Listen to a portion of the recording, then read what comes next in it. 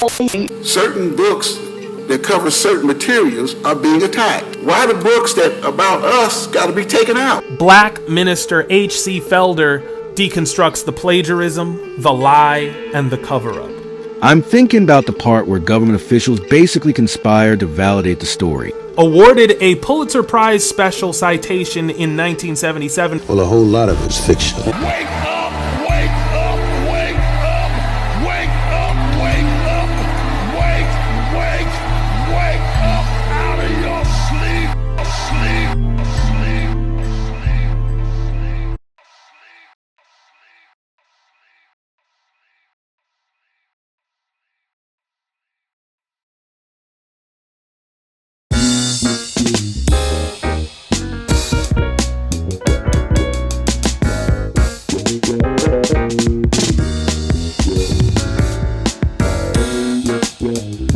Breaking news, Knox County School District in East Tennessee has elected to ban the book Roots by Alex Haley.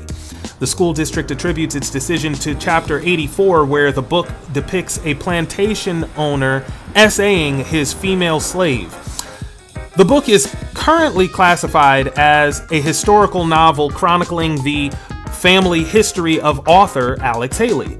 This historical novel was awarded a Pulitzer Prize special citation in 1977 for the depth of genealogical record, tracing 7 generations back to now famous ancestor Kunta Kinte, whom the book says was captured in Jufure, a village in the Gambia region of West Africa.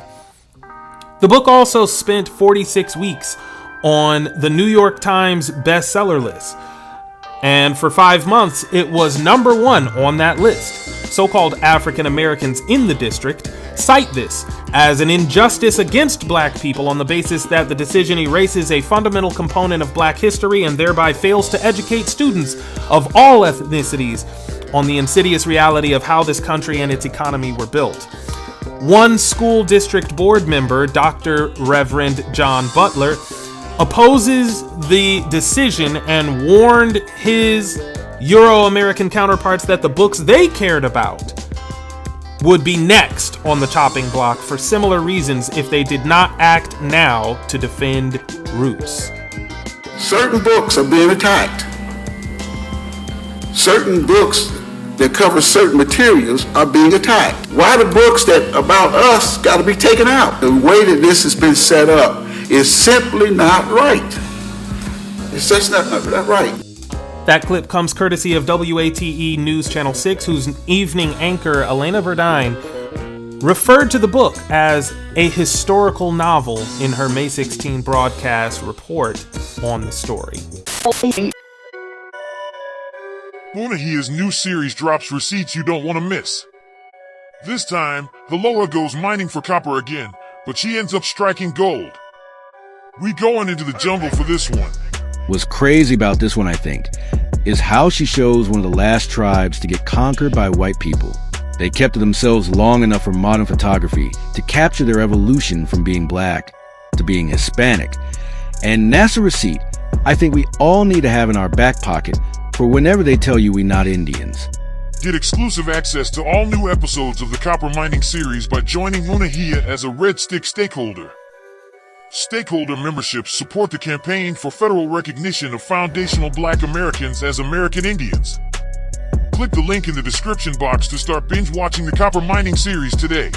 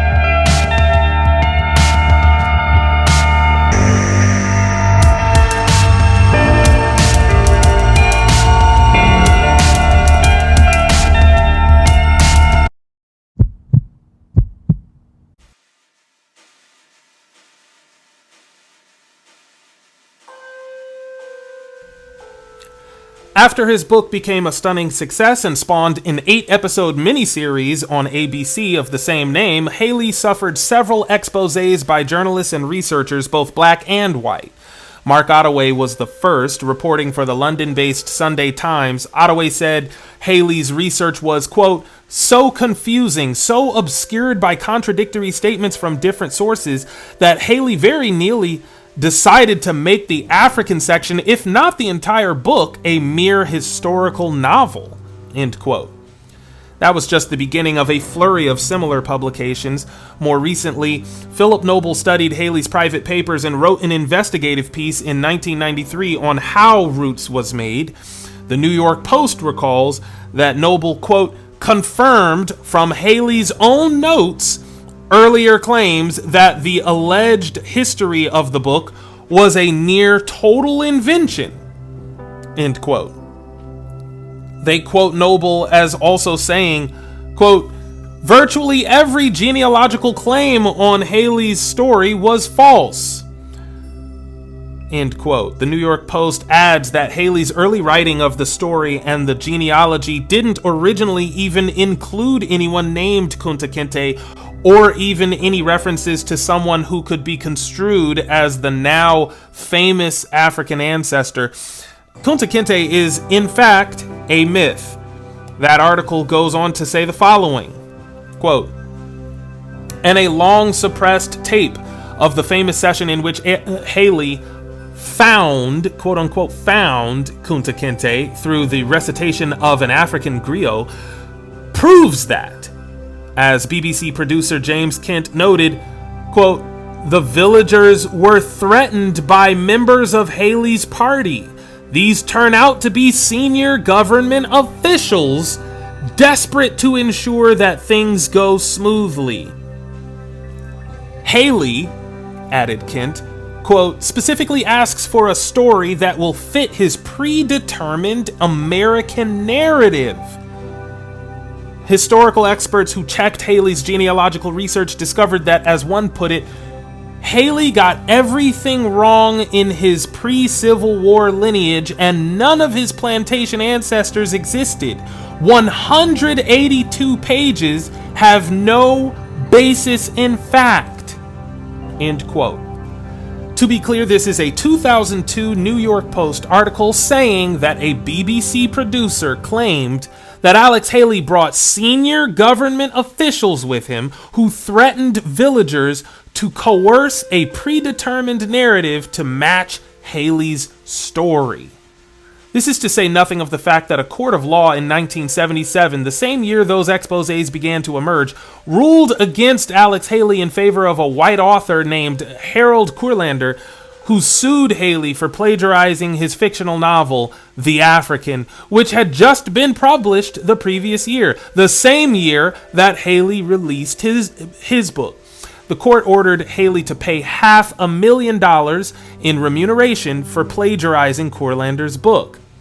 Today, the top Google result for Alex Haley Roots hoax, or any of several similar searches, is an article hosted by the Center for Biblical Unity. Black minister H.C. Felder thoroughly deconstructs the plagiarism, the lie, and the cover-up. He writes, quote, when watching the original miniseries, what angered and impacted me most was the capture of Kunta Kinte under the supervision and provocation of a white slaver. I remember thinking, how dare whites go to Africa and kidnap unsuspecting Africans? What I did not know at the time was that this scene was a complete fabrication.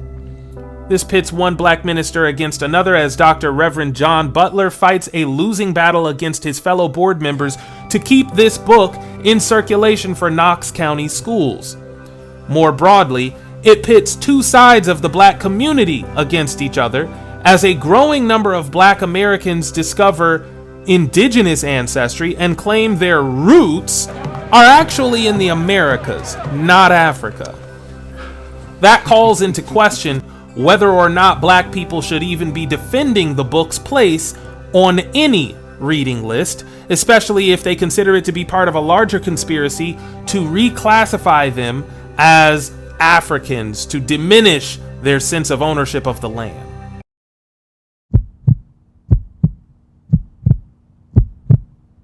Guys, what we're about to talk about is a game changer. In short, Unehiya is a small team of highly capable individuals trying to lobby Congress for federal recognition of Black Americans as pre-Columbian American Indians.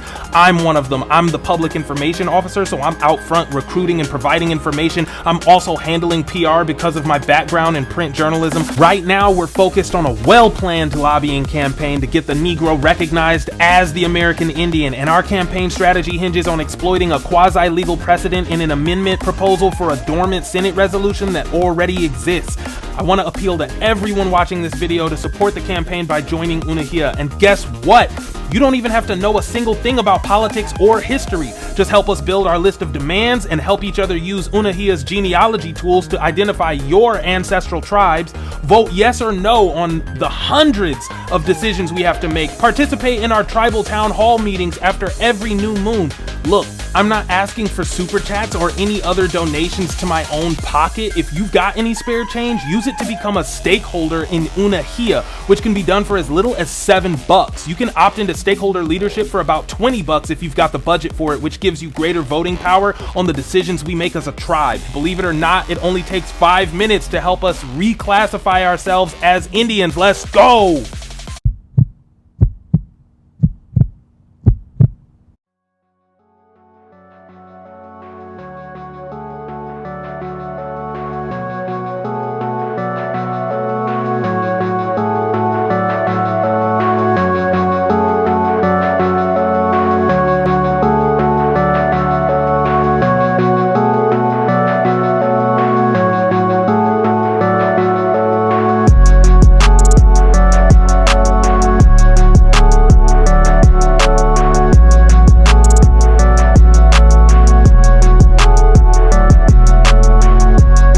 So now that you're done reporting the news, you don't need to be objective anymore here. I want to share honest opinion. Do you think we're having this conversation because this school district in Tennessee is just being racist? Or do you think black folk are just ignorant about Alex Haley? Like maybe they wouldn't put up a fight if they knew all the facts. Well, I mean, I do think this comes down to ignorance, but it's not just black people. Americans in general are ignorant to what's up with this whole roots thing. Matter of fact, that New York Post article we just looked at also said, quote, "Given this damning evidence, you'd think Haley's halo would long ago have vanished, but given this week's TV tribute, he remains a literary icon, publicly at least." That was in 2002. This article was published specifically in response to a TV tribute for Alex Haley in 2002. People still celebrate him to this day like nothing happened, but he plagiarized and lied in order to fabricate evidence of a genealogical link to Africa, which has done irreparable harm to our community without many of us even realizing it. Perpetuating this narrative makes people think it's logical that all 45 million of us are like 90% African by blood, and that we should be able to trace it genealogically, and that even if we don't find proof, we're African until proven otherwise. Kunta Kinte mythology makes people associate blackness with specifically Africa rather than acknowledging blackness as the origin of every continent's population. It's also why, if you prove you're Indian, everyone still assumes you're mixed with Indian, so they call you Afro-Indigenous. In the early 1900s, we see loads of examples of white people viewing black people as the most authentic representation of the Indian. But today, they've forgotten that they ever thought that, because frauds like Alex Haley have moved hearts and minds toward a more mythological narrative. But see, when you bring up the fact that he lied to fabricate evidence, I'm thinking about the part where government officials basically conspired to validate the story. I mean, BBC's saying the government made the villagers back him up, right? You constantly say that there's no conspiracy behind all this. We did it to ourselves and all that stuff. When you read that, do you still not believe in a conspiracy? First things first, I make it a point not to believe in anything.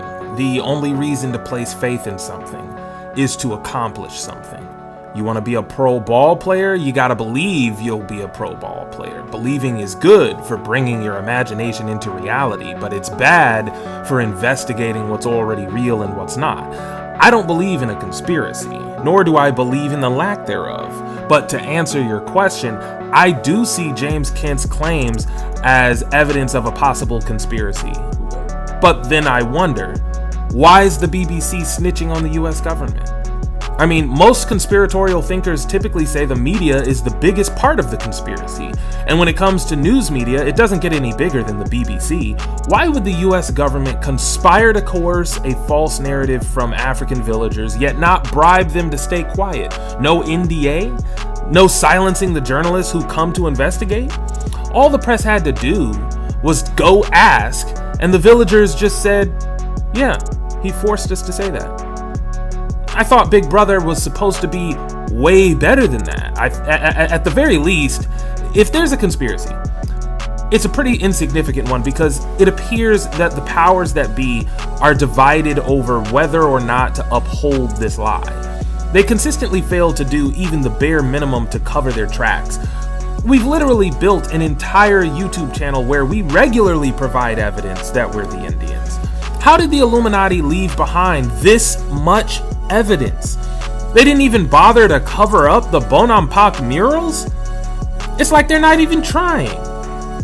I find it difficult to embrace the conspiracy theory on all this, but I find it significantly more plausible that both black and white people are equally ignorant with equally short memories. Indians started mixing with Europeans immediately upon first contact. Everyone forgot what the Indians looked like. Was there malice involved? Absolutely. But the white man's not so much smarter than you that he came up with this multi-dimensional scheme back in the 1700s to get you out of your identity. That was never necessary since the tribes were destroying each other anyway.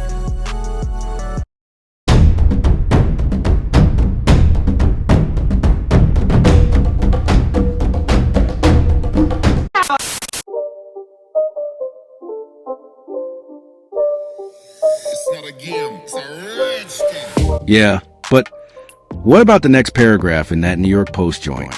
It says, quote, "The judge who presided over Haley's plagiarism case admitted that I did not want to destroy him, and so allowed him to settle quietly, even though he acknowledged Haley had repeatedly perjured himself in court. The Pulitzer Prize Board has refused to reconsider Haley's prize, awarded in 1977, and what former Columbia President William McGill, then a board member, has acknowledged was an example of inverse racism by a bunch of white liberals embarrassed by our makeup." End quote. How's that not sound like a conspiracy to you? The judge letting him keep it quiet? The Pulitzer people just refused to take the prize from him? All this defense for a black man in the 70s is just crazy to me. Not really. If the government had the judge in their pocket, Haley shouldn't have lost the case at all.